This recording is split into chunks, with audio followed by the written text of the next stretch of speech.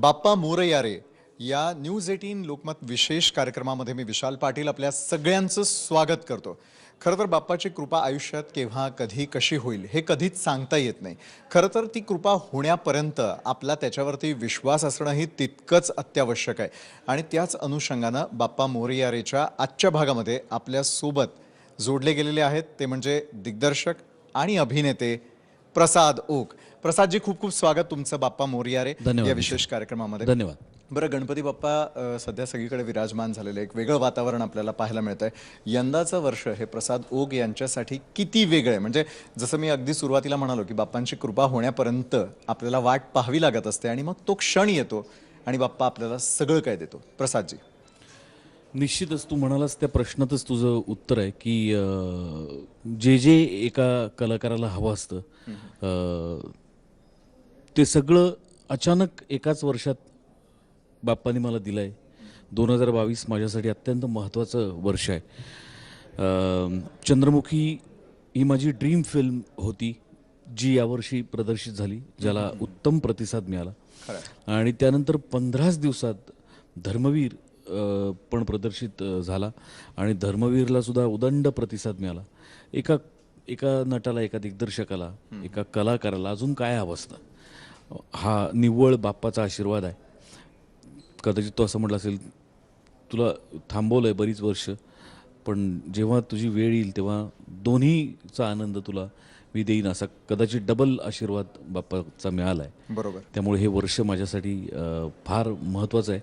आणि आनंदाची गोष्ट अशी, तुझ्याबरोबर तुझ्या निमित्ताने प्रेक्षकांबरोबर पहिल्यांदा मला शेअर करायला आवडेल की आज आत्ता इथे तुझ्याकडे यायच्या आधी नवा चित्रपट मी साईन करून आलोय. क्या बात आहे. दिग्दर्शक म्हणून. आणि तो निळू फुले यांच्या आयुष्यावरचा बायोपिक आहे, त्यांच्यावरचा जीवनपट आहे. टिप्स चे कुमार तौरानी या चित्रपटाचे निर्माते आहेत आणि किरण यज्ञोपवीत हा चित्रपट लिहितोय.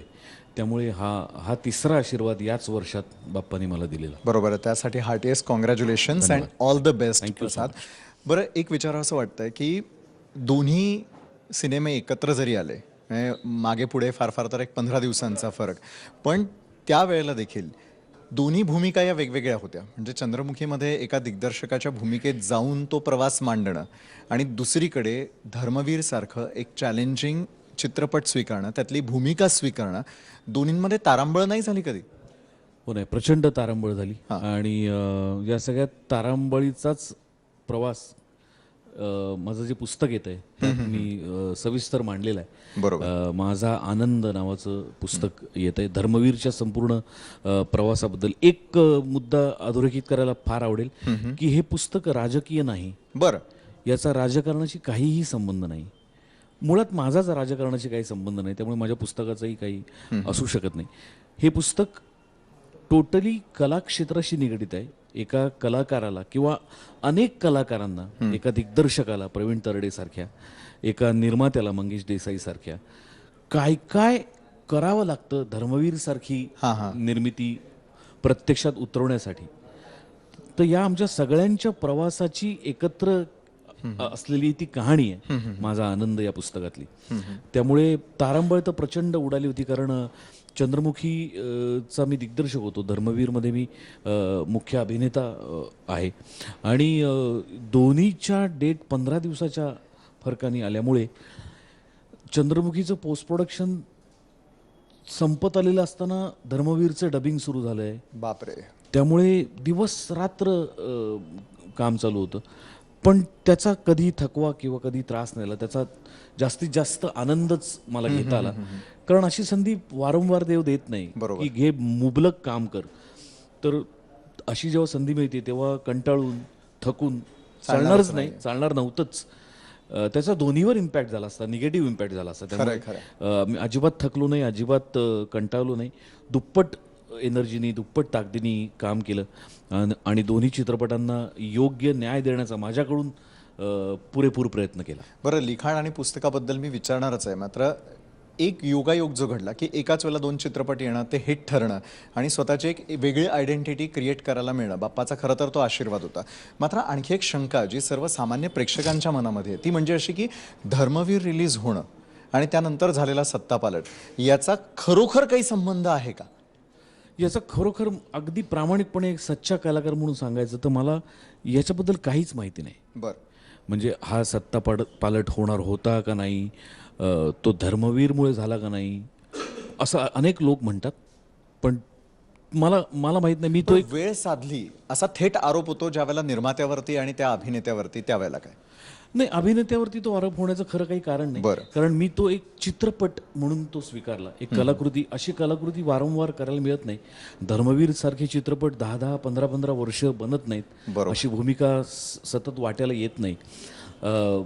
आणि मी असा कलाकार आहे की चंद्रमुखीसारखा चित्रपट मी दिग्दर्शित करतोय तरी त्यातल्या प्रमुख भूमिकेचा मोह मला होत असतानाही मी ती आदिनाथ कोठारेला दिलेली आहे. सो समोरून माझ्याकडे दिघे साहेबांची भूमिका येते, तर ती जीव तोडून जीवापाड प्रयत्न करून ती करणं. लोकांचं दिघे साहेबांवरती जितकं प्रचंड प्रेम आहे, दिघे साहेबांना ज्या पद्धतीने लोक दैवत मानतात, त्यांच्या त्या भावनेला कुठेही ठेच लागता कामा नये. त्यांच्या भावनांचा आदरच राखला गेला पाहिजे आपल्याकडून, आणि मिळालं तर त्यांच्याकडनं तेवढंच प्रेम मिळायला हवं. एवढ्या एका भावनेनी मी चित्रपट म्हणून फक्त त्याकडे बघितलं. बर. सत्ता बदल आणि सत्तांतर त्याच्यामुळे झालं नाही झालं, हा खरं तर माझा प्रांत नाही. बरं. याच्यावर बोलणं ही माझा प्रांत नाही, आणि मी त्याकडे त्या दृष्टीने कधी पाहिलंही नाही. असं काही होईल याची आम्हाला त्यावेळेला एक टक्का काय 0.1% सुद्धा कुठेही जाणीव नव्हती. बरोबर आहे. आज ज्या प्रेक्षकांच्या मनात ही शंका होती त्यांना त्यांचं उत्तर मिळालेलं असेल. बरं, थोडं मी चंद्रमुखीकडे येतो आता यावेळेला. चंद्रमुखीच्या निमित्तानं एक वेगळा इतिहास रचला गेला. ज्या प्रकारे अजय अतुलचं संगीत आपल्याला सगळ्यांना ऐकायला मिळालं, ज्या प्रकारची अदाकारिता करवून घेतलीच अमृताकडनं, कारण तिच्यासाठी सुद्धा तो एक ड्रीम रोल म्हणून पाहिला जातोय. हा सगळा प्रवास नेमका कसा होता? म्हणजे चित्रपट, त्याचं कथानक, मग राजकीय विषय, मग थोडं कधीतरी एंटरटेनमेंट, कधीतरी कलाकाराचं आयुष्य, असं सगळं मिक्सचर त्याच्यामध्ये होतं. मात्र हा चित्रपट दिग्दर्शकाच्या नजरेतून कसा आहे? फार मस्त प्रश्न विचारलास विशाल. थँक्यू. 2004 किंवा 2005 साली मी कादंबरी वाचली. त्याच्या आधी 97-98 साली मी रणांगण नावाचं नाटक केलं होतं, हो.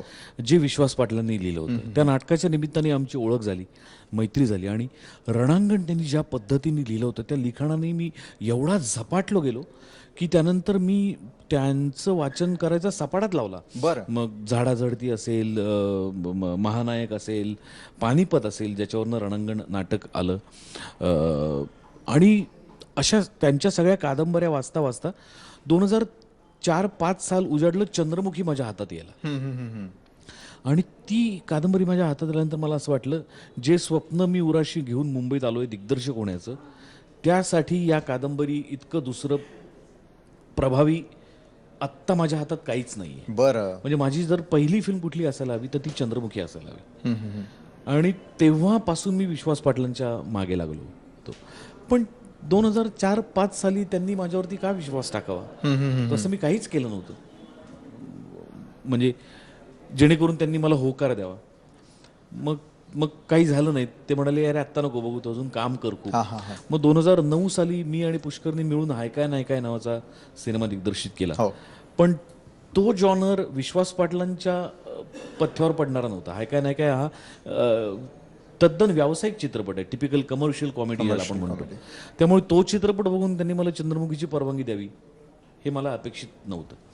मग त्यानंतर पुन्हा 7-8 वर्ष झाली आणि माझं दिग्दर्शक होण्याचं स्वप्न पुन्हा एकदा थांबलं, कारण काही होईच ना, काही घडेच ना. पण आणि मी पुन्हा ॲक्टिंगमध्येच अडकलो होतो प्रचंड. 2015-16 साली मंदार देवस्थळी यांनी मला सांगितलं की मला चित्रपट बनवायचा आहे, कुणाकडे काही असेल तर मला सांग. And rest is the history. कच्चा लिंबू मी त्याच्याकडे घेऊन गेलो, जी माझी इंडिव्हिज्युअली पहिली डिरेक्ट केलेली फिल्म, ज्याला नॅशनल अवॉर्ड मिळाला. त्याच्यानंतर विश्वास पाटलांना थोडासा विश्वास वाटला की हा पोरगा नुसतीच बडबड करत नाही, काहीतरी करतोय. पण तरी सुद्धा त्यांनी पटकन होकार दिला नाही, कारण कच्चा लिंबू हा परत डार्क झोनचा सिनेमा होता. चंद्रमुखी हा मसालेदार चित्रपट आहे, त्यात व्यावसायिक गणितं खूप पेरलेली आहेत. सो कच्चा लिंबू सारखा चित्रपट हाताळल्यानंतर चंद्रमुखी सारखा चित्रपट मला जमेल का या बाबतीत कदाचित ते साशंक असतील. त्यानंतर 2 वर्ष परत गेली आणि हिरकणी आला, आणि हिरकणीनी तुफान व्यावसायिक यश मिळवलं. आणि हिरकणीनंतर त्यांनी पाहिला हिरकणी, त्यांनी कच्चा लिंबूही पाहिला पाठला, त्यांना आवडला. हिरकणी त्यांनी पाहिला आणि त्यांना हिरकणी खूपच आवडला. आणि मग त्यांना असं वाटलं की हां, काय पोरगा करू शकेल काहीतरी हा, आणि आता असं करूयात. आता. पण तरी सुद्धा अजून त्यांच्याकडनं आलं नाहीच. त्यांना असं वाटलं, असा मी अभ्यास केला त्यांचा. बरं. मग 2019 साली मी पुन्हा त्यांना विचारलं आणि ते म्हणाले की संगीतकार कोण आहेत तुझ्या डोक्यात? तर मी म्हणलं की फक्त अजय अतुल, बाकी कोणी संगीतकार माझ्या डोक्यात नाहीच चंद्रमुखीसाठी. तर ते म्हणाले की परफेक्ट, अजय अतुल तयार आहेत संगीत द्यायला, असं तू प्रूव्ह कर, त्यांच्याकडनं लिहून आण किंवा अजय समोरून मला फोन लाव किंवा अजयला मला फोन करायला सांग आणि मला कळू देत की ते संगीत करायला तयार आहेत. हे जर का तू साध्य केलंस तर मी तुला लगेच परवानगी देतो. बरं. पण मग मी त्याच्या आधी काय केलं की मी अमृताला भेटलो, कारण माझ्या डोक्यात डे 1 अमृता होती खानविलकर. आणि मी अमृताला म्हटलं की अशी अशी सगळी सिच्युएशन आहे, विश्वास पाटील राईट्स द्यायला तयार आहेत, त्यांची अट आहे की अजय अतुल म्युझिक डायरेक्टर म्हणून पाहिजेत. तर हे कसं साधायचं याबद्दल तू मला सांग. आणि दुसरं म्हणजे आत्ता या क्षणी माझ्याकडे निर्माता नाही आहे, तर आपण दोघं मिळून निर्माता शोधायचा आहे. बरोबर. तर त्यासाठी तू आधी ही कादंबरी वाचली पाहिजेस. तर अमृताने कादंबरी एका रात्रीत वाचली. क्या बात आहे. एका रात्री. ती कुठेतरी फ्लाईटनी चालली होती, मला आठवत नाही. त्या फ्लाईटमध्ये बसल्या बसल्या तिने रात्रभरात अख्खी कादंबरी वाचून काढली आणि ती झपाटल्यासारखी झाली कादंबरी वाचून. आणि मग तिने आणि मी जीवापाड मेहनत केली आणि सुदैवाने तिचा मित्र जवळचा अक्षय बर्दापूरकर इतका भक्कम निर्माता या चित्रपटाला लाभला. अजय अतुलही बोर्डवर आले आणि पुढचा सगळा प्रवास. बरोबर. आणि हेच हिरकणीच्या वेळेलाही झालं होतं की सोनालीने देखील तितकंच झपाटून त्यावेळेला Yes. काम केलं. तुम्ही दोघांनी ते Yes. शिवधनुष्य जे आहे ते पेललेलं होतं. बरं, दिघे साहेबांची भूमिका केल्यानंतर सगळ्यात पहिले असं झालं की लोक पाया पडायला सुरुवात झाले. खुद्द राज्याचे मुख्यमंत्री एकनाथ शिंदे जे आहेत त्यांनी पाया पडल्याचं अवघ्या महाराष्ट्रानं त्यावेळेला पाहिलेलं होतं. असं फार कमी कलाकारांच्या बाबतीत होतं. म्हणजे ज्यावेळेला आपण रामायण वगैरे पाहायचो तर त्यांच्या बाबतीत जे घडलं तेच त्यानंतर घडलं. असे किती फॅन मुमेंट्स आलेत किंवा असे किती वेळेला घटना घडल्या की त्यांच्या सच्च्या कार्यकर्त्यांनी येऊन पाया पडणं? अशा घटना रोज घडत होत्या. बरं. रोज. म्हणजे एक त्यांच्याबरोबर असणारा त्यांचा, मला असं वाटतं बहुतेक अंगरक्षक होता त्यांचा बरीच वर्ष. त्याचं नाव राजपूत मला आठवतंय बहुतेक. तर तो एक दिवशी मला भेटायला आला आणि मंगेश आणि सचिन जोशी दोघं आधी माझ्या व्हॅनिटीत आले. त्यांनी सांगितलं की असं असं साहेबांबरोबर बरीच वर्ष अंगरक्षक म्हणून राहिलेला माणूस तो तुला भेटायला आलाय. तर मी कधी कधी काय असायचं की शॉट नसेल तेव्हा दाढी काढलेली असायची किंवा मिशी काढलेली असायची किंवा आहे त्या गेटअपवरती चष्मा लावून पुढचा सीन वाचत बसलेला असायचो.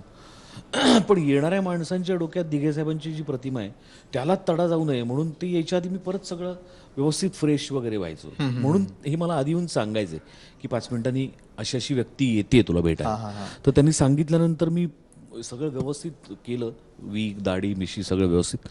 आणि ती व्यक्ती आली व्हॅनिटीमध्ये आणि त्यांनी मला पाहिलं आणि ते माझ्या पायावर कोसळले. He was unconscious. तो माणूस काही क्षण बेशुद्ध पडला. बापरे. मग मंगेशनी, सचिन जोशीनी, आम्ही त्याच्या तोंडावर पाणी वगैरे मारलं. ते जरा जागे झाले आणि ते की जेवढा वेळ ते माझ्याबरोबर होते तेवढा वेळ ते ओक्साबोक्शी रडत होते. त्यांना कंट्रोलच होत नव्हतं माझ्याकडे बघून. अशा अनेक घटना एक दिवसाआड काय रोजच घडल्या आहेत सेटवर. व्हॅनिटीमधून उतरल्यानंतर सेटवर जाईपर्यंत 10-15 मिनटं माझी रोज फोटो काढण्यात आणि लोक येऊन पाया पडतायत, दर्शन घेत आहे ह्याच्यात जायचीच. पण त्याला काही पर्याय नव्हता, कारण तेवढं प्रेम आहे लोकांचं दिघे साहेबांवर आणि त्यांनी तेवढं केलं आहे काम. बरोबर. म्हणजे उगाच लोक एवढी प्रेम नाही करत. नाही तर खरोखर म्हणजे अविस्मरणीय असा हा सगळा अनुभव होता. प्रचंड अविस्मरणीय.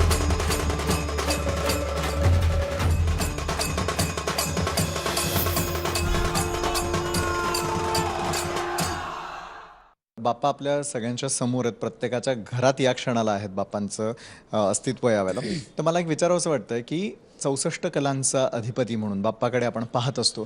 प्रत्येक कला का चोखाळून पाहावीशी वाटते? म्हणजे एका बाजूला अभिनय झालं, दिग्दर्शन झालं, त्याच्यानंतर आता लिखाणाकडे वळलेला आहेस. त्या पुस्तकाच्या माध्यमातून सर्व प्रेक्षकांपर्यंत काय पाहायला मिळणार आहे? म्हणजे एवढंच कशाला, तर ज्यावेळेला हास्य जत्राच्या निमित्ताने छान छान कमेंट्स महाराष्ट्रातली जनता ऐकते, तोही एक रोल, तीही एक भूमिका आम्हाला पाहायला मिळते. बरं, लॉकडाऊनच्या काळामध्ये मंजिरीबरोबर केलेल्या छान छान रेसिपीजही आम्हाला सगळ्यांना माहिती आहे. तर प्रत्येक कला ही प्रत्येकासाठी किती महत्त्वाची आहे असं वाटतं आणि त्या कलेचा आस्वाद घ्यावा का? बाप्पा आलेले त्या निमित्ताने जाता जाता आपल्या प्रेक्षकांना काय सांगायचं आणि लिखाणही? मला असं वाटतं की प्रत्येक माणूस स्वतःचं मन रिझवण्यासाठी, स्वतःला प्रसन्न करण्यासाठी काही ना काहीतरी मार्ग शोधत असतो. माझ्या आयुष्यात तो मार्ग या सगळ्या कलांच्या रूपाने बाप्पाने आणलाय. हां हां हां. माझं म्हणणं काय की प्रत्येकाला प्रत्येक गोष्ट यायलाच हवी असं नाही. बरोबर. तुम्हाला जी गोष्ट येते त्याच्यातून तुम्हाला आनंद कसा मिळवता येईल, तुम्हाला प्रसन्न कसं राहता येईल, त्याच्यासाठी बाप्पानी ती कला, तो गुण तुमच्यात टाकलाय. बरोबर. त्याचा शोध तुम्हाला लागला पाहिजे आणि जेणेकरून तुम्ही प्रसन्न राहिलं पाहिजे, आजूबाजूच्या लोकांना प्रसन्न ठेवलं पाहिजे. तुमच्याकडून कुणालाही निगेटिव्ह, नकारात्मक वाईब जात नाही आहेत ना, याचा विचार करत राहायला पाहिजे आणि त्यासाठी कशात तरी मन गुंतवलं पाहिजे. बरोबर आहे. सो मला असं वाटतं की म्हणजे फक्त मन गुंतवायचं म्हणून नाही, तर दिग्दर्शक होण्याचं माझं स्वप्नच होतं, म्हणून मी दिग्दर्शक झालो. मला ऍक्टिंग बऱ्यापैकी येते असं लोकांनाही वाटलं, म्हणून मला ऍक्टिंगची कामं मिळत गेली. अप्रतिम आहे खरं तर. माझी आई संगीत विशारद आहे, तिच्याकडनं माझ्यामध्ये गाणं आलं, म्हणून मी गाण्याच्या स्पर्धेचाही विजेता झालो. लिखाण हा माझ्यातला सगळ्यात मोठा वीक पॉईंट आहे. मी खूप नाटकं आणि सिनेमे लिहायचा प्रयत्न केला, पण मला ते अजिबात जमलं नाही. बरं. मी 10-15 पानं झाल्यानंतर स्वतःच फाडून फेकून दिलं. त्यामुळे त्या कलेकडे माझंच थोडंसं दुर्लक्ष होतं आहे, पण त्याच्यावरही माझा प्रचंड अभ्यास चालू आहे, माझी प्रचंड मेहनत चालू आहे आणि मला खात्री आहे येणाऱ्या काही वर्षात मी स्वतः लिहिलेला चित्रपट मी दिग्दर्शित करीन. क्या बात आहे. त्याच्यासाठी शुभेच्छा. बरं, पण जसं रेसिपीज करून झाल्यात, गाणं गाऊन झालेलं आहे. रेसिपी मंजूनी केल्या, मी तिला फक्त मदत करत होतो. बरं, तोही रोल एक महत्त्वाचा आहे खरं तर किचनमध्ये गेल्यानंतर. बरं, बाप्पा आले तर संगीताची साधना कधीतरी होते का? बाप्पांसमोर गायला आवडतं का? किंवा जसं सांगितलं की आईचा जो अनुभव आहे, त्या स्वतः विशारद आहेत त्या संपूर्ण कलेमध्ये, तर अशा वेळेला कुठल्या प्रकारचे संस्कार झाले? बाप्पांसाठी जर गायची वेळ आली तर काय गायला खास करून आवडेल? बाप्पांसाठी गायची वेळ येईल हा प्रश्नच येत नाही. बाप्पांसाठी गात गातच पहिलं पाऊल टाकलंय स्टेजवर. बरं. माझं व्यावसायिक पहिलं पाऊल जे टाकलं गेलं ते गणेशोत्सवातले जे कार्यक्रम होतात, त्यात पुण्यात महाराष्ट्राची लोकधारा नावाचा कार्यक्रम आहे, लोककला महाराष्ट्राची. त्याच्यामध्ये मी कोरस दिला असायचो, कोरस सिंगर म्हणून.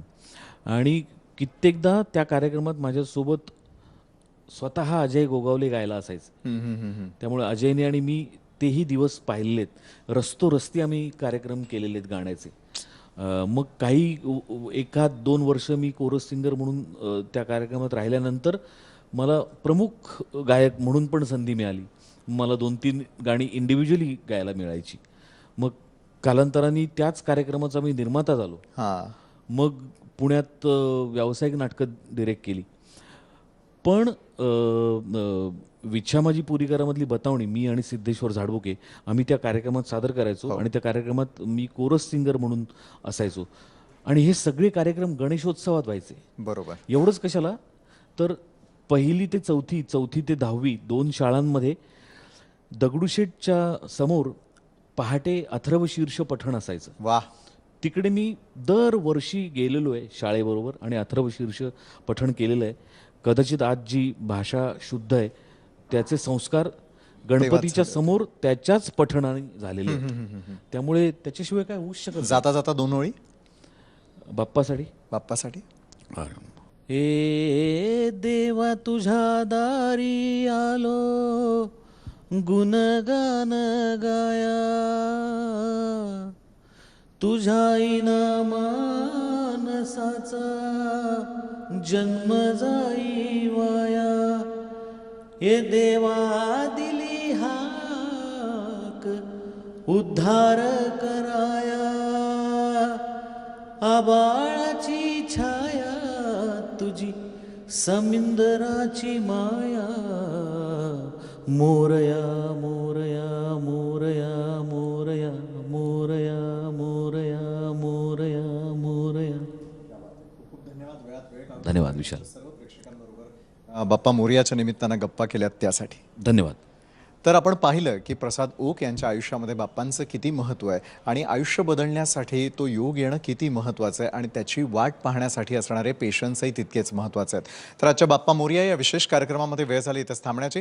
ताज्या बातम्यांसाठी पाहायला विसरू नका न्यूज 18 लोकमत.